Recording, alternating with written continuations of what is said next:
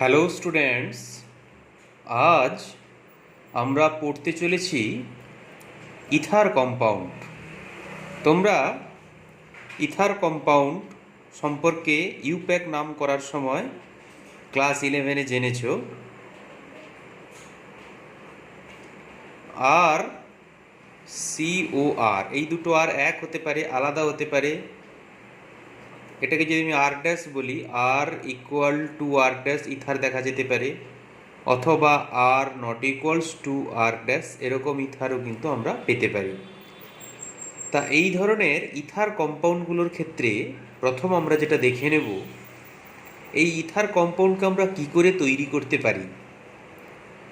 খুব ছোট্ট একটা এক্সাম্পল দিই। CH3 CH2OH, what is the name of that compound? Ethanol. এই ইথানলকে নিয়ে যদি আর এক কোনো ইথানল নেওয়া হয়, আমি একটু ঘুরিয়ে লিখছি CH2CH3, এবং এটিকে কনসেন্ট্রেটেড H2SO4 দিয়ে যদি হিট করা হয় 140 ডিগ্রি সেন্টিগ্রেড, বোধহয় তোমাদের স্টুডেন্টস তোমাদের মনে থাকবে এটিকে যদি 170 ডিগ্রি সেন্টিগ্রেড করতাম, সঙ্গে সঙ্গে দ্বিবন্ধনযুক্ত যৌগ পাওয়া যেত। এক্ষেত্রে কিন্তু দ্বিবন্ধনযুক্ত যৌগ পাওয়া যাবে না। এক্ষেত্রে যেটা হবে, জল বেরিয়ে যাবে, যে কোনো একটার থেকে H আর একটার OH, জল বেরিয়ে যাবে -H2O। জল বেরিয়ে যাওয়ার জন্য এই রিয়াকশানটাকে কি বলে? ডিহাইড্রেশন। Dehydration reaction. এই ডিহাইড্রেশন রিয়াকশানের ফলে উৎপন্ন হবে CH3 CH2O CH2 CH3। যদি ইউপ্যাক নাম লিখতে চাও তাহলে কি লিখবে? ইথক্সি, ইথেন, অথবা আমরা সাধারণভাবে কি বলে থাকি? Die ethyl ether. এখন আসি এই রিয়াকশানটির মেকানিজমের ক্ষেত্রে। আমাদেরকে দ্বাদশ শ্রেণীতে কিন্তু মেকানিজম সম্পর্কে একটু আইডিয়া রাখতে হবে।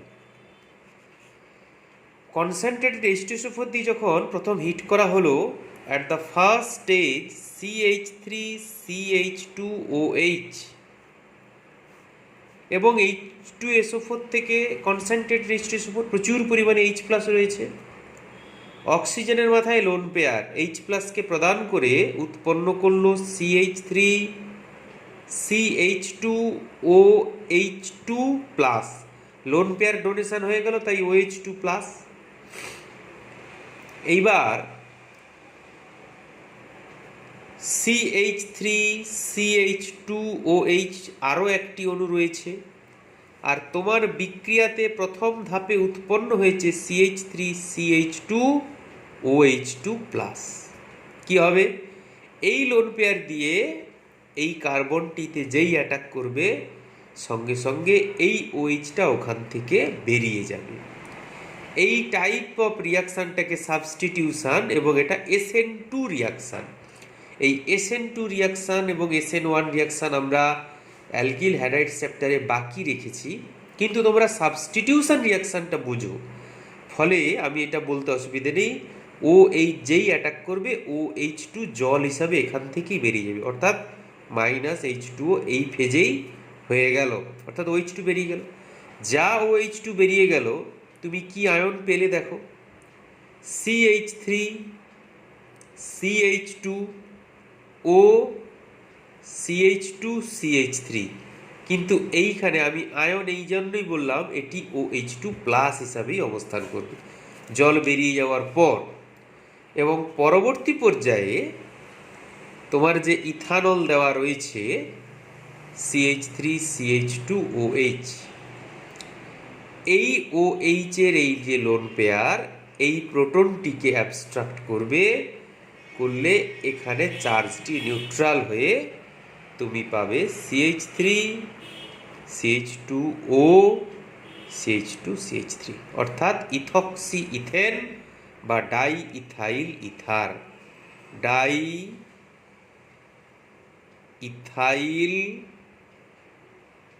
ইথার, অথবা ইউপ্যাক নাম যদি বলো ইথক্সি ইথেন।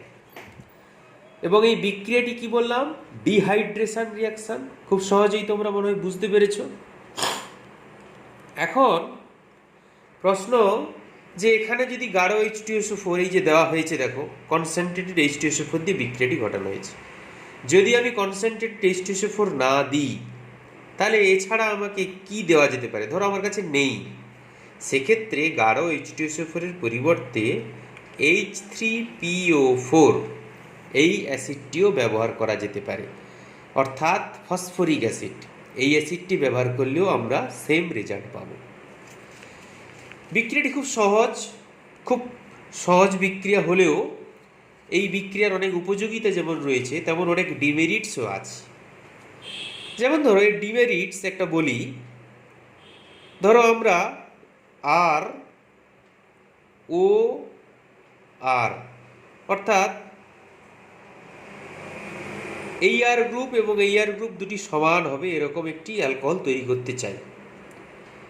সেক্ষেত্রে এই বিক্রিয়া অত্যন্ত ইউজফুল বিক্রিয়া। কিন্তু যদি এই রকম হয়, ধরো তুমি নিলে CH3OH প্লাস আর এক সাইডে নিলে CH3CH2OH।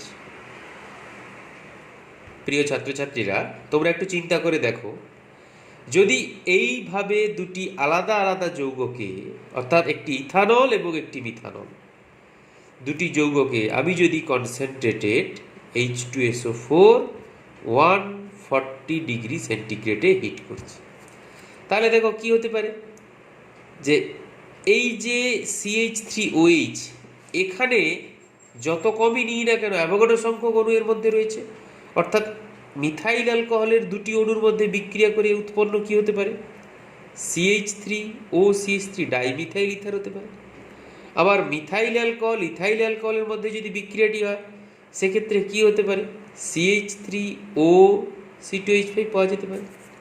অথবা যদি দুটো ইথাইল অ্যালকোহলের মধ্যে কম্বিনেশন হয়, আমরা কি পাবো? C2H5OC2H5। অর্থাৎ একটা কম্বিনেশন অফ প্রোডাক্ট পাওয়া যাবে। কম্বিনেশন অফ প্রোডাক্ট অর্থাৎ যদি আমাদের রিয়েজেন্ট একটি অ্যালকোহল হয়, মিথাইল অ্যালকোহল অথবা ইথাইল অ্যালকোহল, সেক্ষেত্রে এই বিক্রিয়াটি অত্যন্ত উপযোগী বিক্রিয়া। কিন্তু যদি আমরা আর এর চেঞ্জ করার জন্যে যদি আর দুটো সেম থাকে, অবশ্যই dehydration reaction is a very useful reaction. কিন্তু যদি দুটো আরকে আমাদের আলাদা করতে হয়, আর এবং আর ড্যাশ, সেক্ষেত্রে আমরা যদি আলাদা আলাদা প্রোডাক্ট নিয়ে, আলাদা আলাদা রিয়াক্ট্যান্টস নিয়ে আমরা যদি বিক্রিয়াটি শুরু করি, আমরা কিন্তু টার্গেট মলিকুলে পৌঁছাতে পারবো না, আমরা মিক্সচার অফ কম্পাউন্ডে গিয়ে পৌঁছাবো। নাম্বার 2, তোমরা জানো যে কনসেন্ট্রেটেড H2SO4 দিয়ে বিক্রিয়া করার সময় যেমন ইথার তৈরি হতে পারে, তেমন দেখো CH3CH2OH, এখানে যেটা হতে পারে, কনসেন্ট্রেটেড H2SO4 তুমি 140 ডিগ্রি সেন্টিগ্রেড, ফলে ইথার তো কিছুটা যেমন হবে তেমন ঠিকই, তেমন জল নির্গত হয়ে উৎপন্ন হয়ে যেতে পারে CH2 ডবল বন্ড CH2, অর্থাৎ ইথিলিন তৈরি হতে পারে, অর্থাৎ দ্বিবন্ধনযুক্ত যৌগ তৈরি হয়ে যাওয়ার একটা সম্ভাবনা থাকে। তাহলে এই রিয়াকশানটির দুটি প্রধান ডিমেরিটস পাওয়া গেল। নাম্বার 1, যদি ইথারের দুটি আর গ্রুপ সমান না হয়, সেক্ষেত্রে এটি প্রযোজ্য নয়। যদি ইথারের ক্ষেত্রে দুটি আর গ্রুপ আলাদা হয়, সেক্ষেত্রে আলাদা আলাদা রিয়াক্ট্যান্টস নিয়ে শুরু করলে আমাদের মিক্সচার অফ প্রোডাক্ট পাওয়া যাবে, যেটি থেকে প্রোডাক্টকে পৃথকীকরণ করা অত্যন্ত দুঃসাধ্য। নাম্বার 2, এক্ষেত্রে দ্বিবন্ধনযুক্ত যৌগ পেয়ে যাওয়ার চান্স আমাদের রয়েছে। তাই এই পদ্ধতিটির ক্ষেত্রে যদি আমাদের সিমেট্রিক্যাল না হয়, আনসিমেট্রিক্যাল দুটি আর এর ইথার তৈরি করতে হয়, সেক্ষেত্রে আমাদের এটি অত প্রযোজ্য নয়। এই রিয়াকশানটির পরে আরেকটি ছোট্ট খুব ইউজফুল রিয়াকশান আমরা ইউজ করব। তোমরা নাম শুনেছো এরকম একটি কম্পাউন্ডের, CH2N2। কম্পাউন্ডটি কি? হ্যাঁ, ঠিক ধরেছ, ডায়াজোমিথেন। ডায়াজোমিথেন। এই ডায়াজোমিথেন কম্পাউন্ডটি অত্যন্ত রিঅ্যাক্টিভ কম্পাউন্ড। এই কম্পাউন্ডটি ব্যবহার করে খুব সহজে আমরা ইথার তৈরি করতে পারি। তবে সেক্ষেত্রে একটি রেস্ট্রিকশান হচ্ছে, আর গ্রুপ হিসাবে ডায়াজোমিথেন ব্যবহার করে শুধুমাত্র মিথাইল গ্রুপই আনা যেতে পারে। যেমন ধরো CH3 CH2OH এর সঙ্গে যদি আমি বিক্রিয়া ঘটাই ডায়াজোমিথেন HbF4 এর প্রেজেন্সে, পাওয়া যাবে CH3 CH2O CH3। যদি CH3OH নিয়ে একইভাবে CH2N2 HbF4 দিয়ে বিক্রিয়া ঘটাই, পাওয়া যাবে CH3O CH3।